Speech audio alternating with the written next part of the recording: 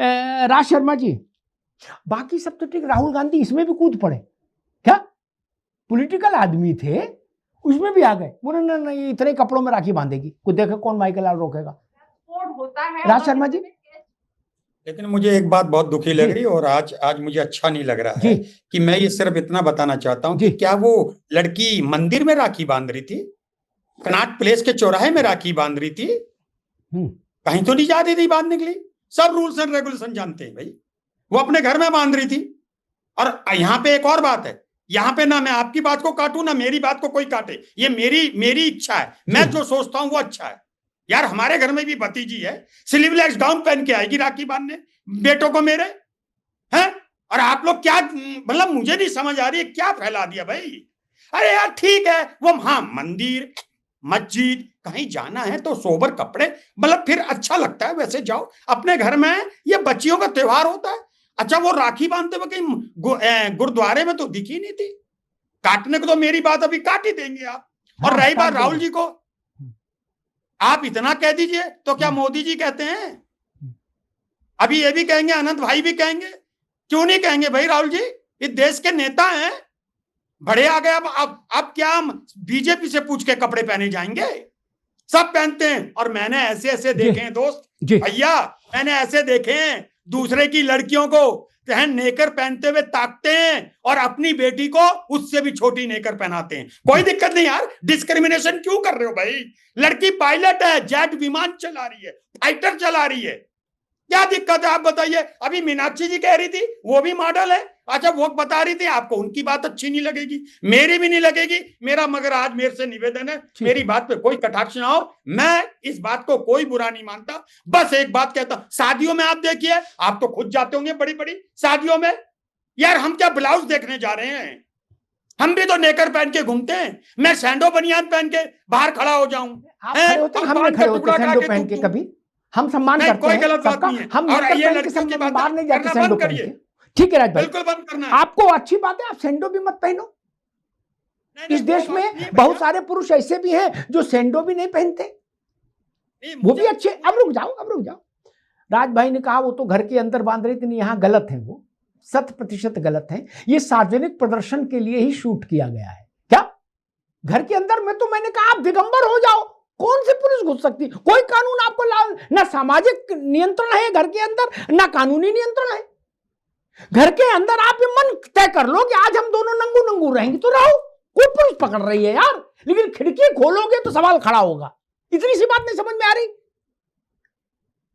वस्त्र के साथ राखी बांधो, निर्वस्त्र होकर राखी बांधो, कोई दिक्कत नहीं, लेकिन जब आप उसको सार्वजनिक प्रदर्शन के लिए शूट कर रहे हैं तो भारत की मर्यादा का पालन होगा, इतनी सी बात है। और उन्होंने कहा कोई आज राज भाई योग्य व्यक्ति है, लेकिन कई बार होता है कुछ गड़बड़ियां, आप चूंकि उनके नेता ने लाइन ले ली तो उनको भी लेनी पड़ेगी। गुरुद्वारे जाने की बात नहीं है, सार्वजनिक उपयोग के लिए यह दृश्य फिल्माया गया है। फिल्में व्यक्तिगत नहीं होती, ये किसने आपको कह दिया फिल्में व्यक्तिगत है ना?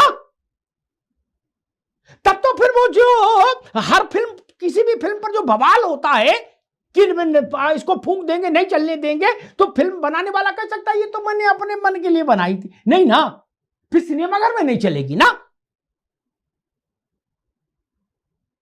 क्या दिक्कत है इसमें? और मैंने एक बड़ा बुनियादी सवाल खड़ा किया था, जो लोग पितृसत्तात्मक सत्ता के खिलाफ मोर्चा ले रहे हैं, अच्छी बात है राहुल जी, लेकिन मैंने सवाल उठाया उस महिला का क्या दोष था जो उस वक्त बच्ची थी जब संजय गांधी की मृत्यु हुई, और वरुण 100 दिन के नहीं हुए थे पूरे, तब रात के अंधेरे में मैं सूटकेस बाहर खड़ी कर दी गई थी एक सफदरजंग की कोठी से। ये क्या पितृसत्तात्मक नहीं था क्या? ये क्या था? दूध की मक्खी की तरह निकालकर मानेका गांधी को फेंक दिया गया, उनको कोई हिस्सा नहीं मिला। और बुढ़ापे में प्रियंका गांधी को लोकसभा लड़ने के लिए मिली, वो भी गांधी पट्टी से नहीं, वायनाड से। क्यों किशोरीलाल झांस लड़ सकता है, बात प्रियंका नहीं लड़ सकती थी? प्रियंका को सीनियर सिटीजन होने में 8 साल बचे थे, तब उनको टिकट मिली है, 8 साल बचे तो कुल। वो राहुल जी कह रहे हैं कि हमने पितृसत्तात्मक सत्ता के में आग लगा देनी है। मैंने पूछा था, आज एक विषय में मैंने एक बात रखी थी सुबह कि हिजाब और बुर्का ये पिंजरा है कि नहीं है। कृति सेनन अच्छा कर रही है तो ये सलाह फिर राहुल जी को और कांग्रेस पार्टी को, मुस्लिम महिलाओं को भी देनी चाहिए।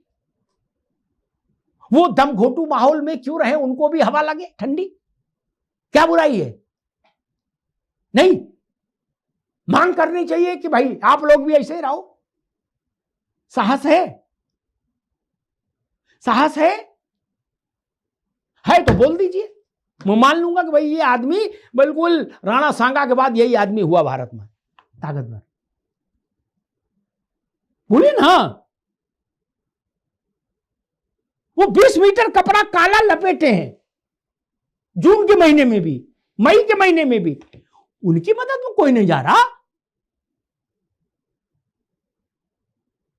क्यों भैया? ये पिंजरा नहीं तो क्या आ रहा अमित भाई? ये क्या है? खamenei के मरने के बाद ईरान में और ईरान के जितने लोग बाहर थे दुनिया में, सब में लड़कियों ने दिवाली मनाई कि नहीं मनाई? बुर्का और हिजाब में आग लगाई कि नहीं लगाई? क्या वो वीडियो नहीं देखा था जिसमें बुर्का जला रही है बच्ची और उसी से सिगरेट जला रही है? इसका मतलब बुर्का और हिजाब इस्लाम की महिला के पांव में बेड़ी है, तभी ना उत्सव मना मुक्ति का। कांग्रेस उस बेड़ी को काटने का आह्वान कर दे, मैं कांग्रेस का समर्थन करने आऊंगा। और कांग्रेस ये बता दे कि मेनका गांधी को अवसर क्यों नहीं दिया गया, राजीव गांधी को अवसर दिया गया, मेनका को नहीं। क्यों? वो भी पंडित नेहरू के परिवार की बहू थी। यही पितृसत्तात्मक समाज है मित्र, इसी को समझना है। आनंद अमित जी, मेरा प्रश्न आपसे ये, बाकी सेनन से जो कुछ कहना था वो सब इस बहस मैंने कहा ही, कृति सेनन ये बात। मैं आपसे समझना, आप सरकार में हैं, क्या सरकार ने कभी कॉर्पोरेट हाउसेस को ये मैसेज डिलीवर नहीं किया कि हिंदू धार्मिक तीज त्योहारों पर अगर आप अपना व्यापार बढ़ाने के लिए ये निगेटिव कैंपेन के जरिए प्रसिद्धि लेना चाहेंगे तो हम आपके पर गैंगस्टर लगा के, देशद्रोह लगा के आपको अंदर कर देंगे? क्या सामाजिक विद्वेष फैलाने को उसमें ये आपने क्यों नहीं कहते? आप लोग भी गोल गोल घुमाते हो यार, मुंह में रसगुल्ला दबा के बैठ जाओगे, बोलोगे नहीं, करोगे क्यों? आपको सरकार में किस लिए बैठाला था? भजन करने के लिए?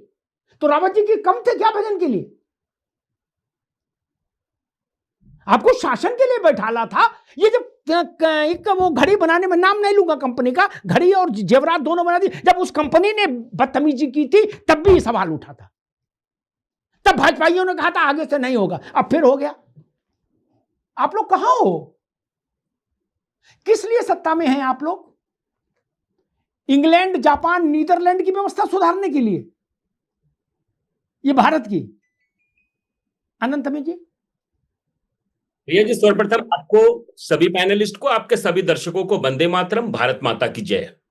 देखिए भैया जी, त्योहार टीआरपी और पब्लिसिटी का विषय नहीं है, ये करोड़ों लोगों की आस्था का विषय है। और जिस तरीके से अभी जिसपे हम चर्चा करो, आपने जो सवाल पूछा, ये और देश में पहली बार भैया जी नहीं हुआ है।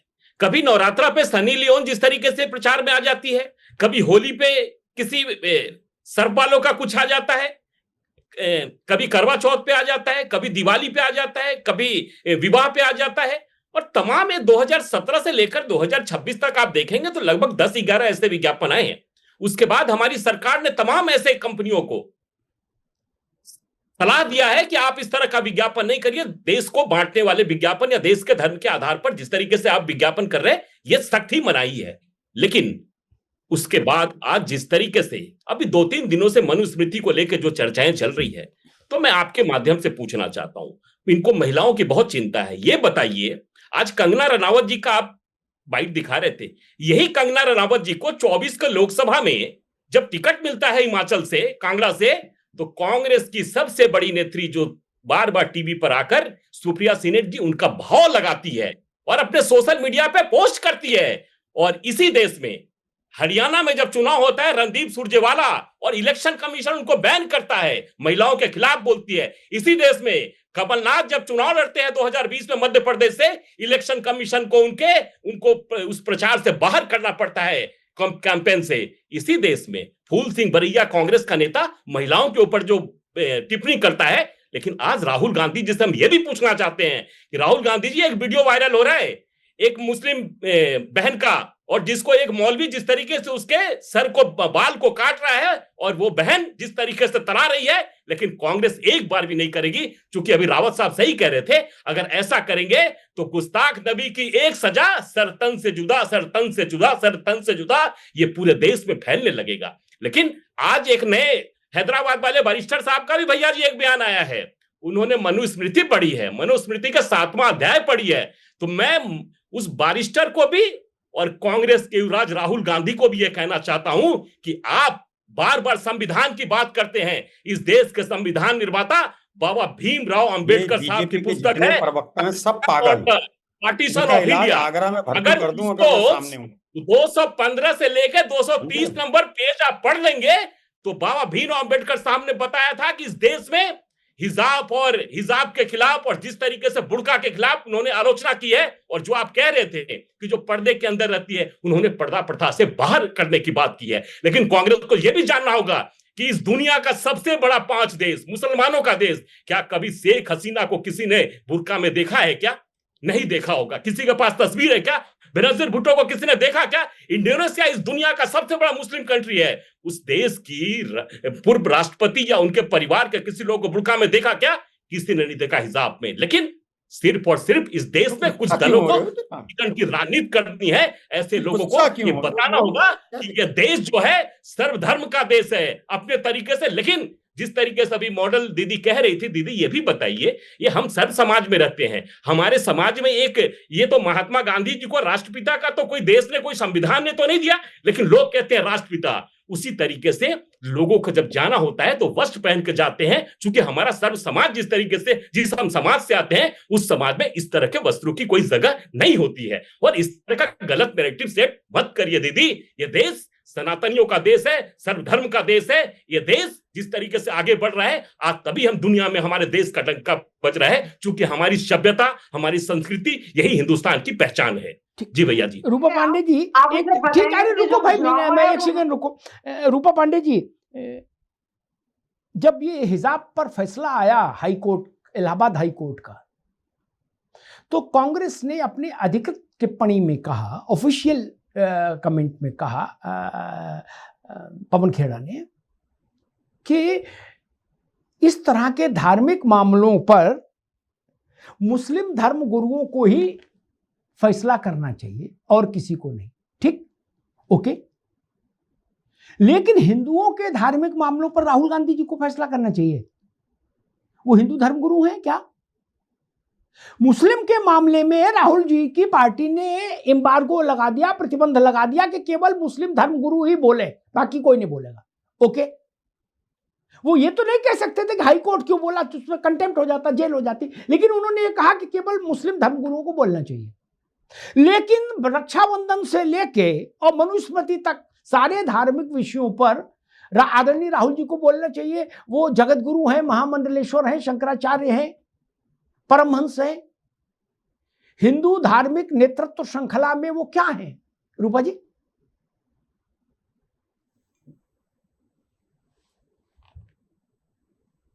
हाँ जी, अमिताभ जी, मैं सिर्फ इस पूरे प्रकरण को सुनकर, मैंने सारे वक्ताओं को सुना। अब जब ये देखिए, आज महिला समता दिवस भी है, आज उस दिवस को मना रहे हैं, लेकिन ये महिला समानता कैसे पाएगी जब हम दोहरी मानसिकता रखेंगे। देखिए, कांग्रेस के प्रवक्ता बैठे हैं, अभी उनकी हर बात से मैं सहमत थी। उनकी अपनी विसंगति हो सकती है, उनकी अपनी परेशानी हो सकती है कि वो क्या बोल रहे हैं, लेकिन मुझे लगता है कि राहुल गांधी जी, चूंकि भारत की एक बड़ी राष्ट्रीय विपक्ष के दल का एक नेतृत्व करते हैं, तो उनको लगता है कि एक सम्यक दृष्टि रखनी चाहिए कि अगर हिजाब पर मुस्लिम धर्म गुरु ही बोल सकते हैं। तो आप मनुस्मृति पर, मैं ये नहीं कहती मनुस्मृति में कही गई हर बात बहुत सही है, उसमें कुछ एक बातें हैं जो अगर आज के परिप्रेक्ष्य में अस्वीकार करी जाए तो उसको बदलाव किया जाए, उसको सामाजिक, उन्होंने सामाजिक जीवन जीने रूपा जी एक मिनट, मैं एक बहुत महत्वपूर्ण बात आपको बता दूं, आगे आप सबके काम आएगी, सुन लीजिए। बाइबल में एक कथानक है, उसमें कथाएं हैं। उस कथानक में बताया कि भाई पिता अपनी पुत्री को दासी के लिए किसी को भी बेच सकता है। क्या बाइबल में है? बाइबल खारिज कर देंगे? राहुल जी का तो बाइबल से वास्ता है, बाइबल खारिज कर दोगे? बाइबल में आग लगा देंगे क्या? बाइबल की उस बात से आप सहमत है, बात खत्म होगी, लेकिन बाइबल तो रहेगी। हम मनुस्मृति के कुछ बातों से सहमत हो सकते हैं, कुछ से असहमत हो सकते हैं, तो मनुस्मृति में आग थोड़ी नहीं लगा देंगे। और अगर एक में आग लगाएंगे तो फिर सब में आग लगानी पड़ेगी। फिर कुरान की तमाम आयतें हैं, आइए फिर एक बार माचिस लेके निकल ही लिया जाए। रूपा पंडित, ये सेलेक्टिव आग का कांड नहीं हो सकता कि मनुस्मृति लाओ फूंक दे, बोले बाइबल लाओ, बोले पागल हो गए क्या, बोले कुरान, बोले बाबा रे बाबा मरवाओगे ना, ये नहीं चलेगा। रूपा जी,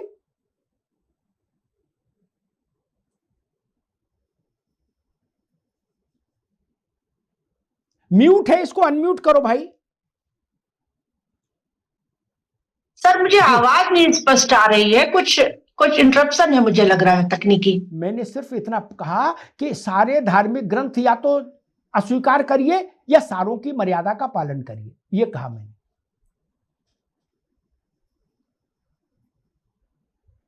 चलिए, रूपा पंडित तक आवाज नहीं जा रही।